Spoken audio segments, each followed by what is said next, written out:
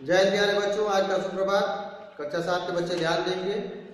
हिंदी पाठ्य पुस्तक में हम लोगों ने सूरदास के पद पाठ कविता जो है उसका अध्ययन भी किया। अभ्यास प्रश्न की ओर हम आगे बढ़ेंगे, लेकिन उससे पहले आपकी पाठ्य पुस्तक में पृष्ठ संख्या 54 में जो ये पीले बॉक्स में सूरदास के बारे में दिया है कवि परिचय, ये आप ओपन कर लेंगे। इसमें सूरदास के बारे में बताया गया है, उनके जीवन के बारे में बताया गया है, उनकी जो रचनाएं हैं उन्होंने क्या क्या लिखा है, कौन कौन सी रचनाएं की हैं उनके बारे में बताया गया है। ये देखेंगे, आप अपनी पुस्तक में ध्यान देंगे। पीले बॉक्स में सूरदास का जन्म 1478 में रूनकटा नामक ग्राम में हुआ था। 1478 सन 1478 ईस्वी में इनका जन्म हुआ था रूनकटा नामक गाँव में। यह गाँव मथुरा आगरा मार्ग के किनारे स्थित है। कुछ लोग सूरदास का जन्म सिंही फरीदाबाद नामक ग्राम में मानते हैं। कुछ विद्वान इनका जन्म अलग जगह पे यानी सिंही फरीदाबाद नामक स्थान पर मानते हैं। इनके बचपन का नाम मदन मोहन था। कुछ विद्वान इन्हें जन्मांध मानते हैं। जन्मांध का मतलब है कि जन्म से अंधा। कुछ विद्वान इन्हें जन्म से ही अंधा मानते हैं, इनकी आंखें नहीं थी। तो कुछ विद्वानों का मत है कि वे बाद में अंधे हुए। कुछ लोग कहते हैं कि ये जन्म से अंधे थे और कुछ लोग कहते हैं कि नहीं, ये जन्म से अंधे नहीं थे, इनका अंधापन बाद में हुआ, ये बाद में अंधे हुए। वे श्री कृष्ण लीला के अमर कवि हैं। श्री कृष्ण का व्याख्यान, श्री कृष्ण की भक्ति, श्री कृष्ण के प्रति प्रेम इनकी रचनाओं की प्रमुख विशेषता है। श्री कृष्ण के बारे में और उनकी जो भक्ति है, उनका जो प्रेम है उसके बारे में, वात्सल्य के बारे में इनकी जो रचनाएं है वो विश्व की अनुपम कृतियों में एक है। तो उन्होंने लगभग 1.25 लाख पदों की रचना की है। 1.25 लाख पदों की रचना, यानी जो भी पद जो हम लोग ने पढ़ा है, जो पद जो गाए जाते हैं वे पद 1.25 लाख की संख्या में है और सभी श्री कृष्ण से संबंधित हैं। वो जितने भी पद है 1.25 लाख पद, सभी के सभी पद श्री कृष्ण से ही संबंधित है। उनके बारे में है सूर सागर, सूर सरावली और साहित्य लहरी। सूर सागर, सूर सरावली और साहित्य लहरी ये इनकी प्रमुख रचनाएं हैं। इन तीनों प्रमुख रचनाओं के बारे में आप इन्हें जानकारी के तौर पे अपने पास याद रखेंगे, इन्हें कंठस्थ कर लेंगे, क्योंकि ये परीक्षा उपयोगी है और इनसे जुड़े प्रश्न आपको परीक्षा में देखने पड़ सकते हैं। तो इन तीनों रचनाओं के बारे में आप याद रखेंगे। इनका देहांत 1580, देहांत यानी इनकी मृत्यु हुई थी 1580 में गोवर्धन के पास पारसौली नामक ग्राम में, जो ब्रज में गोवर्धन पर्वत के पास ही पारसौली नामक ग्राम में इनकी मृत्यु हो गई थी। ये सूरदास के बारे में था। सूरदास के बाद हम आगे बढ़ेंगे। आपका पृष्ठ संख्या 54 पे आओ करें 1, यानी अब हम अभ्यास प्रश्नों की ओर बढ़ेंगे। अभ्यास प्रश्न में पहला आपका अभ्यास प्रश्न है बहुविकल्पी। बहुविकल्पी सभी लोग परिचित है कि इसमें एक ही विकल्प सही होता है और बाकी के अन्य जो भी विकल्प होते हैं वो गलत होते हैं। तो प्रश्न के अनुरूप हम सिर्फ सही विकल्प का चयन करेंगे। तो आओ करें 1। अभ्यास कार्य की श्रृंखला में हम देखेंगे अब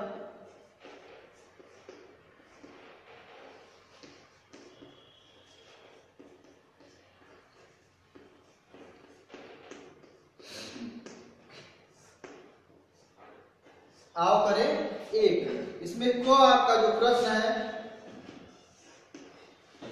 यानी बोर्ड पर सिर्फ जो सही विकल्प है उसी का उत्तर यहाँ पे बोर्ड पर आपको देखने को मिलेगा। बोर्ड पर सही उत्तर लिखा जाएगा। इसी सही उत्तर के समक्ष आप अपनी उत्तर पुस्तिका और अपनी पुस्तक में सही का चिन्ह लगाएंगे, जो भी बॉक्स दिए गए हैं। इसमें 4 बॉक्स 4 विकल्प के साथ उपस्थित हैं। प्रथम पद में बाल कृष्ण अपनी माँ से किसकी शिकायत कर रहे हैं। ये पठन कार्य में जिन लोगों ने पढ़ा है उनको पता है कि श्री कृष्ण माता यशोदा से किसकी शिकायत कर रहे हैं। बड़े भाई की, छोटे भाई की, ग्वाल बालों की, सुदामा की। किसकी शिकायत कर रहे हैं? बड़े भाई की। बलदाऊ यानी दाऊ भी है, यानी बलराम की शिकायत कर रहे हैं अपनी माँ से। बलराम ने क्या कर रहे हैं? खिजाते हैं, उन्हें चिढ़ाते हैं। तो बड़े भाई की, तो यहाँ उत्तर को का हो जाएगा। ब्रैकेट पहले है आपका, उसमें हम सही का चिन्ह लगा लेंगे और यहाँ आपका उत्तर हो जाएगा बड़े भाई की, यानी बलराम की। आप अपनी पुस्तक और उत्तर पुस्तिका में इसे करते चले जाएंगे। नेक्स्ट है आपका ख का भी सिर्फ उत्तर यहाँ पे लिखा जाएगा। प्रश्न है आपका ग्वाल बाल सब कैसे हंसते हैं। तो ढोल बजाकर, चुटकी बजाकर, बांसुरी बजाकर, तबला बजाकर। तो चुटकी दे दे सब हंसे, चुटकी दे देकर सब हंसते हैं। तो इसमें चुटकी बजाकर ये आपका सही विकल्प होगा।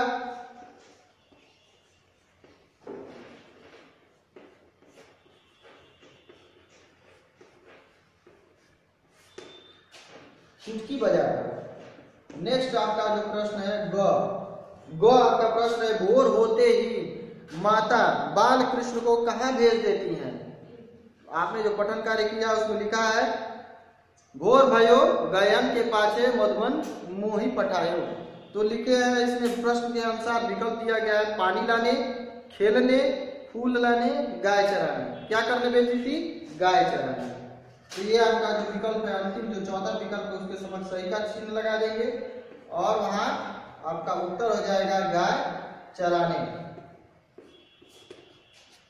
घ इसी प्रकार आपका प्रश्न है, बाल कृष्ण के अनुसार कौन उनके शत्रु बन गए हैं?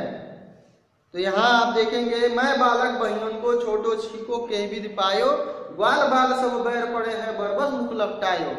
यानी ग्वाल बाल क्या है? मेरे दुश्मन बने पड़े हैं। मैं नहीं भी खाता हूँ माखन तो भी जबरदस्ती मेरे मुंह पर लगा देते हैं ताकि सबको ये पता चले कि कृष्ण ने ही चुरा के मक्खन खाया है और बाकी सारे लोग साफ सुथरे रहते हैं, वो बच जाते हैं, यानी मुझको फंसा देते हैं। तो यहाँ पे है कि बाल कृष्ण के अनुसार कौन उनके शत्रु बन गए हैं? तो ग्वाल बाल, माली, गाय, बंदर। तो आपका सही विकल्प हो जाएगा ग्वाल बाल। ग्वाल बाल। इसके पश्चात जो अंतिम आपका प्रश्न है, गाय चराकर कृष्ण कब घर वापस आते हैं? यह आपका पांचवा और अंतिम बहुविकल्पीय प्रश्न है। तो आप देखेंगे विकल्प दिया गया है दोपहर को, शाम को, रात को, 4 बजे। तो ये क्या कह रहे हैं? 4 पहर बंसी बट भटके साँझ परे घर आयो। यानी सुबह से जाने के बाद चारों पहर बंसी लेकर इधर उधर मैं भटकता रहता हूँ गायों के पीछे, और सांझ परे यानी सांझ होने पे, सायंकाल होने पे मैं घर आता हूँ। तो यहाँ आपका जो विकल्प है दोपहर को, शाम को, रात को, 4 बजे। तो यहाँ पे आपका सही विकल्प हो जाएगा शाम को, यानी दूसरा।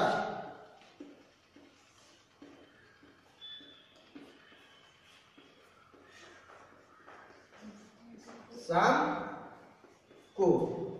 तो यहाँ आपका जो बहुविकल्पीय प्रश्न है, ये आपका बहुविकल्पीय प्रश्नों की जो श्रृंखला है इसलिए आपका समाप्त हुआ। दूसरा जो आपका आओ करे दो है, निम्नलिखित भाव वाली पंक्तियों को पदों में से चुनकर लिखिए। यहाँ पे आपके 4 भावार्थ दिए गए हैं।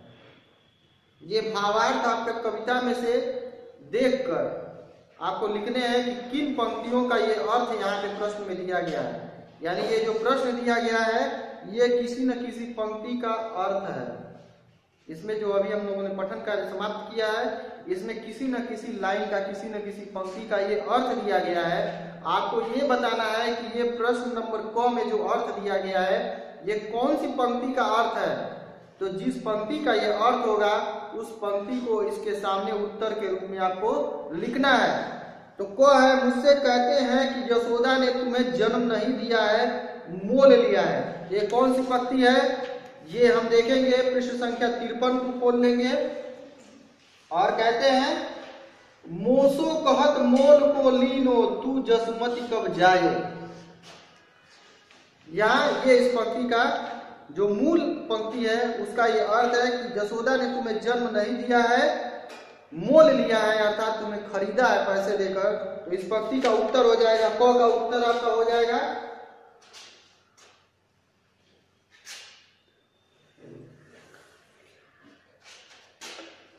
आओ करे दो। दूसरा अभ्यास प्रश्न हम देखेंगे, आओ करे दो। इसमें क जो है, क का आपका उत्तर हम लिखेंगे, क्योंकि पहले से आओ करे दो में हमारे समक्ष अर्थ दिया गया है, लेकिन ये अर्थ कौन सी पंक्ति का है उस पंक्ति का पूरा हमें डिटेल यहाँ लिखना है, उस पंक्ति के बारे में पूरा हमें लिखना है। तो क है आपका, मुझसे कहते हैं कि यशोदा ने तुम्हें जन्म नहीं दिया है, मोल लिया है। तो इसमें हम लिखेंगे मोसो कहत मोल को लीनो। इसको लिखेंगे हम मोसो कहत मोसो कहत मोल को लीनो, मोल को लीनो, लीनो, कॉमा है, इसके बाद है तू जसुमती, तू जसुमती, तू जसुमती कब जायो, यानी तुम्हें जसुमती ने कब जन्म दिया, तुम्हें तो खरीद कर उन्होंने लिया है। ये पंक्ति बिल्कुल है, इसी का अर्थ है आपका। इसी पंक्ति को हम क के आओ करे दो का जो पहला प्रश्न है उसके उत्तर के रूप में लिखेंगे। ख है आपका आओ करे दो का दूसरा प्रश्न की दाऊ के सिखाने पर सब ग्वाल बाल चुटकी लेते हैं। तो इस पंक्ति का कौन सा अर्थ आपका दिया गया है, तो इसमें लिखेंगे हम पठन कार्य में कि चुटकी दे दे हसत ग्वाल सब सीखे देत बलबीर। इसी पंक्ति का अर्थ है जो ख में आपका प्रश्न दिया गया है कि बलबीर के दाऊ के सिखाने पर सब ग्वाल बाल चुटकी लेते हैं। तो ये कौन सी पंक्ति है, ये पंक्ति है आपका ख। ख के उत्तर में हम लिखेंगे इस पंक्ति के बारे में चुटकी चुटकी दे दे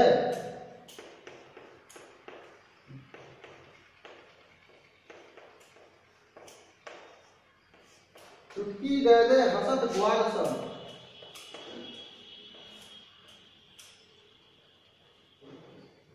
ग्वाल सब, इसको भी कामा देंगे, ग्वाल सब सीखे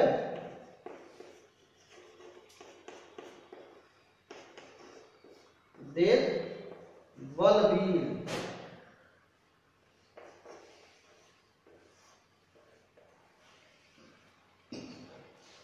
यह आपका हो गया दूसरे का उत्तर।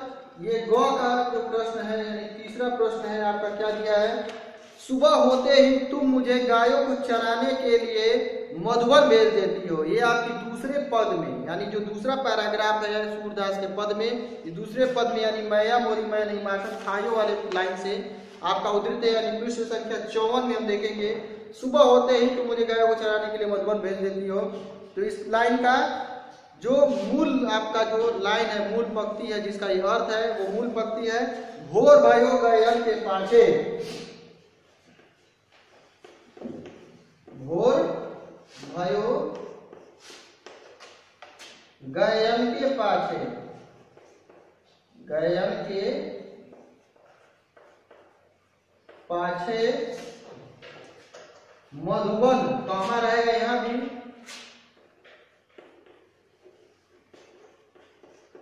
मधुबन मोहि पठायो, मोहि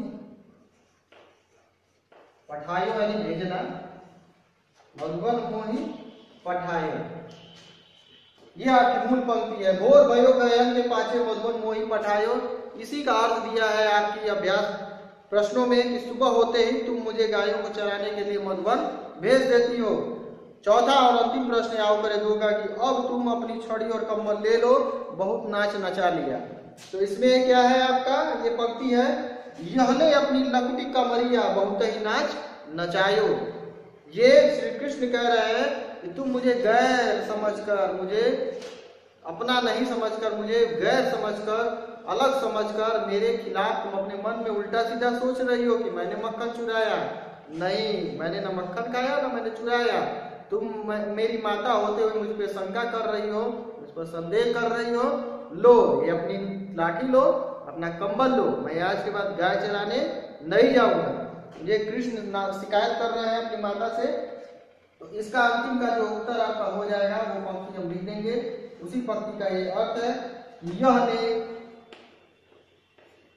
ने अपनी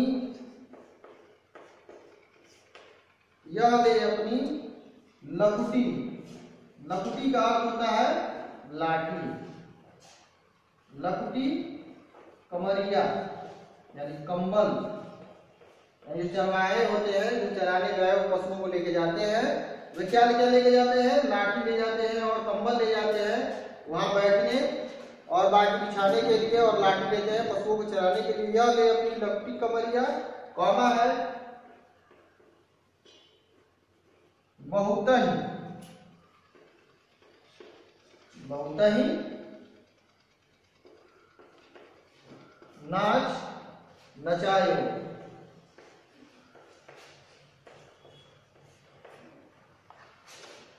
यहाँ आपका आओ करे दो, यानी 2 प्रश्न आपके अभ्यास प्रश्नों की श्रृंखला में समाप्त हुए। अगली कक्षा में हम 3 और 4 अभ्यास प्रश्नों की ओर बढ़ेंगे।